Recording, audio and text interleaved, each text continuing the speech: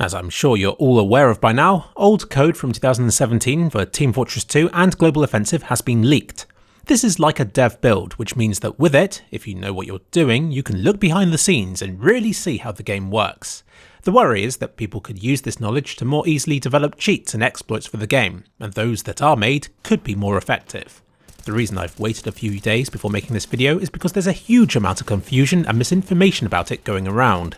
Speculation always runs wild with these sorts of things, and I would hate to add to that. Also, since the announced leak, Valve has responded on both the CSGO and Team Fortress 2 Twitter accounts, and it makes sense to see what Valve has to say about the whole thing before planning the next step. The important thing is, they don't think it's a risk to people who are playing the game, but they advise you stick to official servers and say they'll continue to investigate the situation. In other words, they seem to have confidence that the systems that they have in place will be enough to stay on top of any problems which will arise from this. This is reassuring because one of the rumours spread about this leak was that it could enable RCE exploits, that being remote code executions, where cheaters on the same server as you could do things to your computer, which would obviously be a huge security risk. But for now, this is just a rumour. Rumours are easy to make and difficult to disprove, so until there is evidence that RCEs are a thing, I'm not going to take this any further. A leak like this is not good, but try not to blow it out of all proportion either. Some people are saying not to play the game just in case. If you choose to do that, then it's up to you. But I won't be stopping. The implications of this leak are fuzzy to say the least. I don't think anyone knows for sure how far-reaching this will be. Valve are in the best position to know, being the only people who have access to both the leaked code and the current game files. It's them against the cheaters. And if you don't know how a game works, you make a cheat by reverse engineering it. Imagine the game's defences as being like a lock for a door. Not knowing how it works exactly is like trying to pick the lock. This leak is like being given a key, but the key's a few years old and rather worn, and you still don't know what's waiting for you on the other side of the door. There could be new game updates, VAC updates and so on. And now Valve know about this leaked key, they can work on changing the lock enough to make it ineffective again.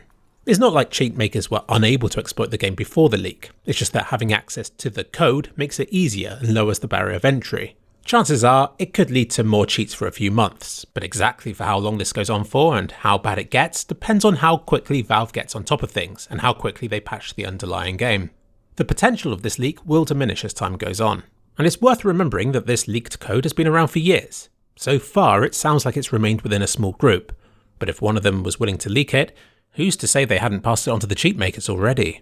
The builds that were leaked were strictly client-side, meaning that cheaters won't magically gain access to the Valve servers or anything like that. They won't be able to spawn infinite dragon laws, or to teleport straight into Gabe's office at Valve headquarters.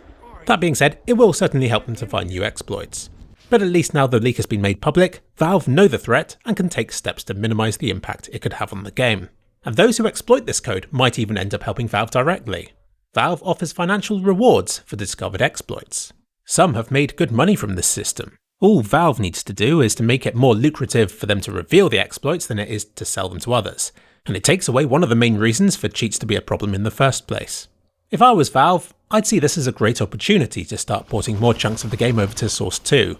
It could be an opportunity to render old exploits incompatible, as well as opening the way to new and exciting features and updates. And some good has come out of this leak as well.